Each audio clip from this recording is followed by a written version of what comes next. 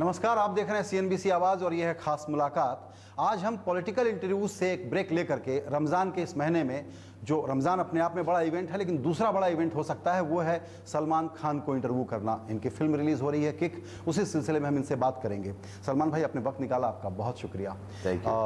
मैं फिल्मी इंटरव्यू कम करता हूँ तो मेरे पास बहुत सवाल नहीं है, तो मुझे लगता है कि अच्छी शुरुआत बारिश के इस मौसम में पहले जर्नलिस्ट को मिल रहे जिनके पास सवाल नहीं है सर। बहुत अच्छा लगेगा सर आपके साथ इंटरव्यू करने के लिए, क्योंकि मेरे पास भी बहुत सारे जवाब नहीं होते। वाह, तो इस फिल्म में एक नई बात मैंने ये सुनी कि आपने गाना गाया है। मुझे लगता है गाने से शुरू करें। सर नई बात नहीं है सर, ये पहले भी गाना गा चुका हूँ, लेकिन इस गाने की ये गाना हिट हो गया। सुनाइए। तो सुनाइए ना। अरे सर, आवाज़ ख़राब है, मौसम की आज की आवाज़ इसकी है, आज तो यहाँ मौसम की मार पड़ी है सर, तो गला ख़राब है, वेदर चेंज हुआ है, तो उसकी लाइनें। और वैसे भी मैं कोई ग्रेट सिंगर वगैरह तो हूँ नहीं, ये तो क्योंकि मैं फिल्म पे आता हूँ, पर्दे पे आता हूँ, हीरो हूँ, और लोगों ने मेरी आवाज़ सुनी है डायलॉग्स के अंदर, तो एक आवाज़ जानी पहचानी सी आवाज़ है। और मैंने ये गाना इसलिए गाया था क्योंकि मुझे हम शोज़ करते हैं, तो शोज़ के अंदर मुझे जो गाने चाहिए थे वो अपने खुद की आवाज़ में चाहिए थे, तो मैंने ये गाना इसलिए डब किया। अब वो गाना उन्होंने फिल्म में डाल दिया, गाना हिट हो गया है।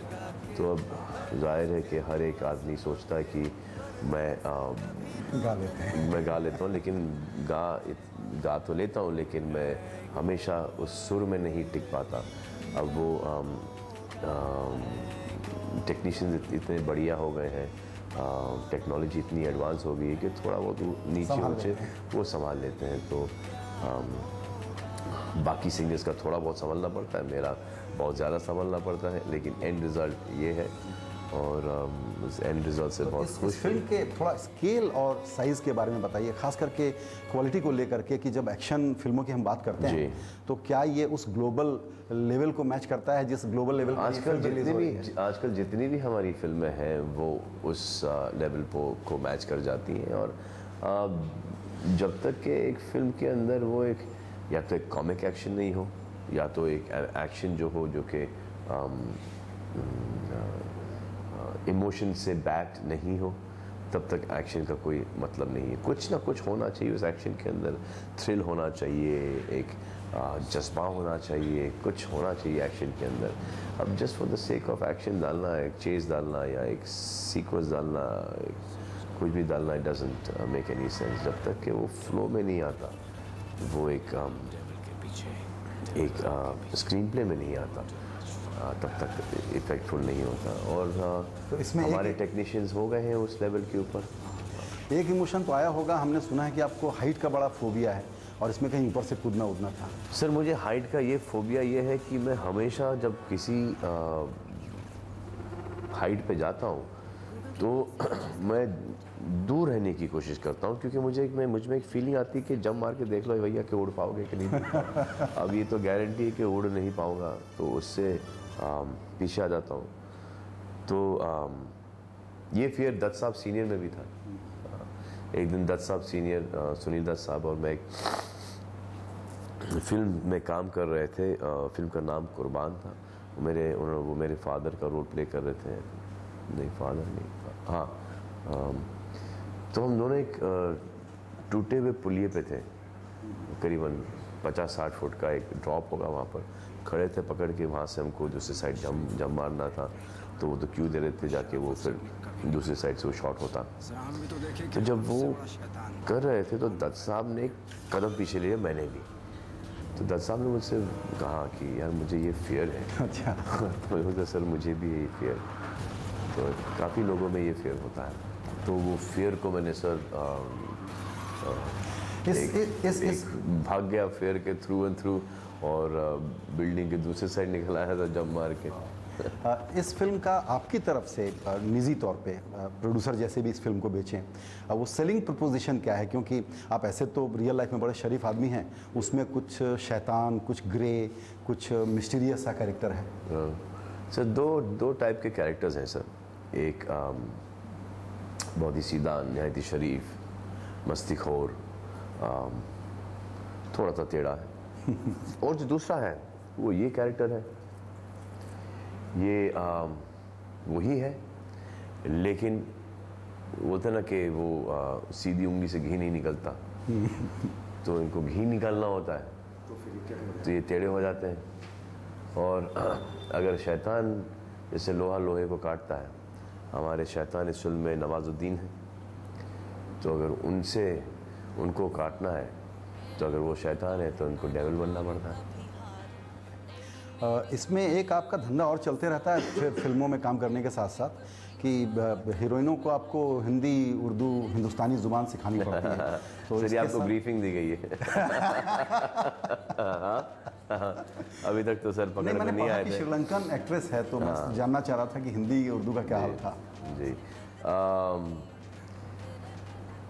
कोई ट्रेनिंग वगैरह नहीं सर, ये सब पब्लिसिटी के ये सब पैंतरे हैं दो हीरोइनों के साथ मैंने काम किया है, एक कटरीना है, एक जैकलीन है।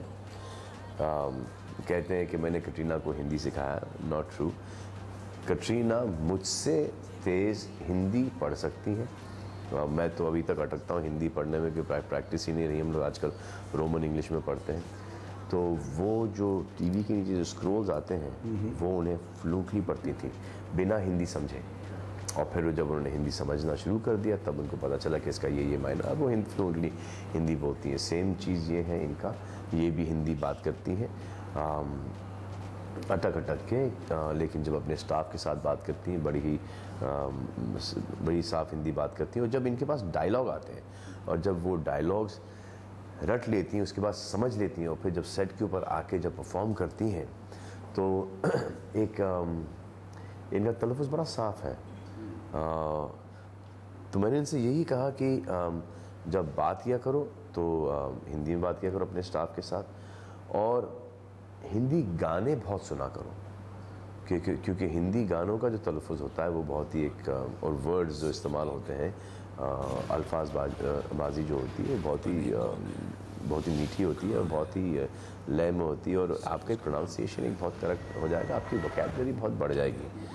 तो मैंने उनसे ये एडवाइस दी ज़रूर मैंने उनको, और मैंने उनसे एक दरख्वास्त ये की थी कि आप फिल्म को डब कर लीजिए, क्योंकि जब आप एक डायलॉग रट लेती हैं, आप बोल लेती हैं, आप समझ लेती हैं, आप, और एक इनका अपना एक खुद की टाइमिंग है, एक अपना एक खुद का स्टाइल है, बड़ी ही कैंडिड है, बड़ी ही स्पॉन्टेनियस है। जैसे ये कोई और आपकी आवाज़ डब करेगा तो वो जो पॉजेस वगैरह हैं, जो आपके नुआंसेस हैं, वो कोई मैच नहीं कर पाएगा। तो ट्राई कर लीजिए आप डबिंग, और ये अगर आपसे डब हो जाता है, अब डबिंग के अंदर क्या होता है कि जब तक कि आपका एक्सेंट, आपका तलफ़ुज़, प्रोनाउंसिएशन करेक्ट नहीं हो, वो साउंड रिकॉर्डर इसको जाने नहीं देगा। तो आप वो लाइन डब करते वो आपके सिस्टम में आके बस जाएगा, और एक बार वो आपके सिस्टम में आके बस जाएगा, आपने अगर 2 फिल्में कर ली तो जितनी हिंदी सीखने की हमको ज़रूरत है वो तो 2 फिल्मों में होती होगी।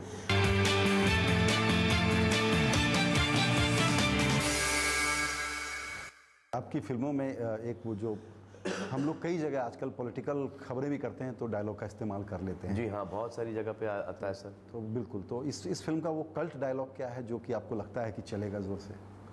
सर एक तो शायद किसी ने यूज़ भी कर लिया था, किक ऑफ,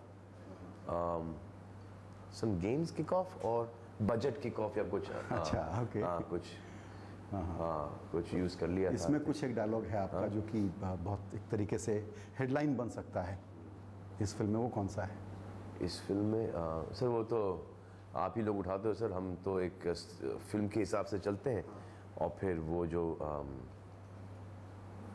तो पोटेंशियल डायलॉग कौन सा चलेगा? कुछ एक वो है कि दिल में, और हाँ एक वो था, एक वो है। क्या है वो? लेकिन वो सर मेरे पे ही सूट करता है सर, वो ज़्यादा करके मुझे नहीं लगता कि किसी पॉलिटिशियन वो मैं आपसे सुनना चाहता हूँ कि मैं दिल में आता हूँ समझ में नहीं, वो तो दिल में भी नहीं आते और समझ में आ जाते हो दिल में आता हूँ समझ में नहीं। जी, ये डायलॉग है, ये साजिद नडियाडवाला की सोच मेरे बारे में है, और आई थिंक फैनों ने उस सोच को अपना ली है। साजिद के लिए भी एज ए डायरेक्टर ये पहली फिल्म थी, तो मजे हुए डायरेक्टर निकले जितने मजे हुए प्रोड्यूसर हैं।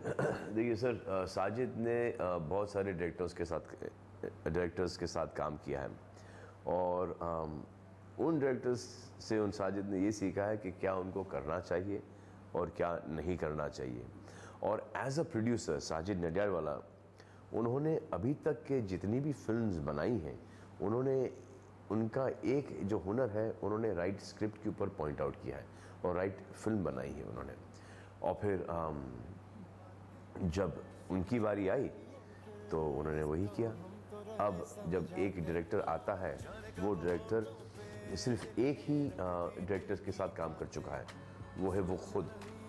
लेकिन Sajid Nadiadwala as a director, उन्होंने करीबन 17-18 डायरेक्टर्स के साथ काम किया, तो उनका एक्सपीरियंस भी आप भूलिएगा, एक्सपीरियंस है, क्योंकि हर एक डायरेक्टर्स के साथ साजिद ने करीबन 250-300 दिन बिताए हैं एक फिल्म की जो जर्नी होती है। तो उन्होंने बहुत कुछ सीखा है इस फिल्म इंडस्ट्री से। और एज अ मूवी फ़ैन, जो कि एक जिसको फिल्मों से, जिसकी लाइव फिल्म है, यहाँ की हो, हॉलीवुड की हो, उज़्बेकिस्तान की हो, थाई फिल्म हो, कोरियन फिल्म हो, वो हर एक फिल्म को देखते हैं और अप्रिशिएट करते हैं। और मुझे नहीं लगता कि उनसे बड़ा फिल्म फ़ैन कोई है। जी हाँ, वो बहुत ही, इनकी लाइफ ही फिल्म्स हैं, इनका रोमांस फिल्म्स है, इनका एक्शन फिल्म्स है, इनकी फुल मतलब कि जो पूरा जो दारोमदार है फिल्म्स के ऊपर ही है। और इनका खाना पीना हर चीज़ फिल्म्स ही है। तो उन्होंने उस ढेर सारे एक्सपीरियंस के साथ एक फिल्म बनाई है, किक मुझे लेकर। अब वो हम देखते हैं कि उसमें हमें किक पड़ती है, किक मिलती है। किक मिलनी चाहिए इंशाल्लाह। ये बताएं, क्योंकि आपको मज़ा भी आता है कि हर तरह के रिकॉर्ड टूटते रहें। तो कुछ नंबर्स जो मैंने पढ़े, वो था कि सबसे बड़ी रिलीज़ होगी, कई ऐसे देशों में रिलीज़ होगी जहां पहले फर्स्ट डे रिलीज़ नहीं की गई है, और लेट होगी सर, हम लेट चल रहे हैं। कुछ देशों में थोड़ा सा लेट चल रहे हैं हम। तो इसका साइज़ और स्केल बताइए थोड़ा। सर इतना नॉलेज नहीं है मुझे इसके ऊपर, इस फिल्म के ऊपर, क्योंकि जैसे फिल्म से निकला हूँ, प्रमोशन में शुरू कर दिया, साजिद इसके ऊपर लगे पड़े हैं। तो अगर आपने नोटिस किया होगा कि वो दिखाई भी नहीं दे रहे हैं किसी इंटरव्यूज़ वगैरह में, हालांकि उनको इंटरव्यूज़ देने का बड़ा शौक़ है। वो काम में इतने मसरूफ़ है कि वो भी, उनसे ये प्लेजर भी छीन लिया गया है, तो वो डिप्रेस है आजकल। तो बस यही है कि अभी इसमें एक जो शिकायत वाली खबर आ रही है, वो ये आ रही है कि ऐसी बड़ी फिल्में आती हैं तो लोग सिनेमा टिकट का रेट बढ़ा देते हैं, तो कह रहे हैं कि 15-20% महंगी हो जाएगी। सर अच्छी बात है सर, क्योंकि हमने करीबन 150-200-250% कम कर दिया था पिछली फिल्म में। उसका कोई अप्रिसिएशन नहीं मिला था हमको। तो इस फिल्म में अब वो फिल्म प्रोड्यूसर पे डिपेंड करता है। जो हमने प्रोड्यूस की थी फिल्म, उस वक्त हमने प्राइस कम कर दिया था। अब साजिद ने ये फिल्म प्रोड्यूस की है, अब वो यूटीवी डिस्ट्रीब्यूट कर रही है इस फिल्म को, तो वो डिसाइड करेंगे अब कि प्राइस क्या होगी। और आई डोंट थिंक कोई एब्जॉर्बिडेंट प्राइसेस होंगी।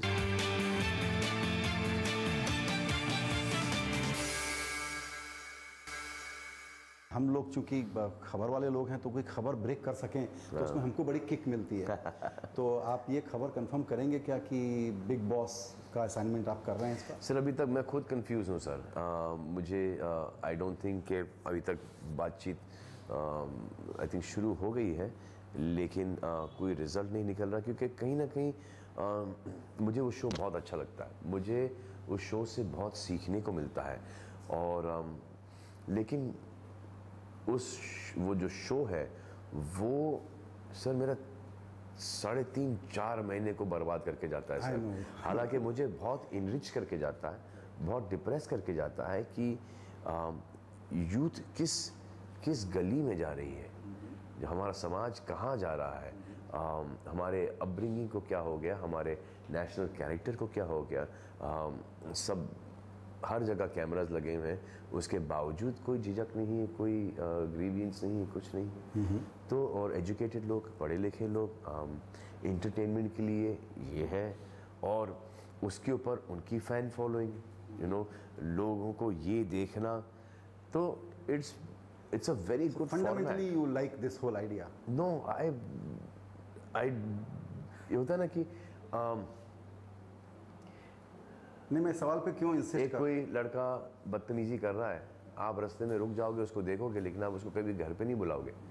हाँ, कि आ जाओ बेटा, तूने बहुत अच्छी बदतमीजी की, तूने तो मेरी बेटी से शादी कर ले। एक लफ्ज़ आपने और इस्तेमाल किया कि डिप्रेशन होता है, तो इन वे आप तो वही कर सकते हैं कि लोग दूसरे ढंग से सोचें।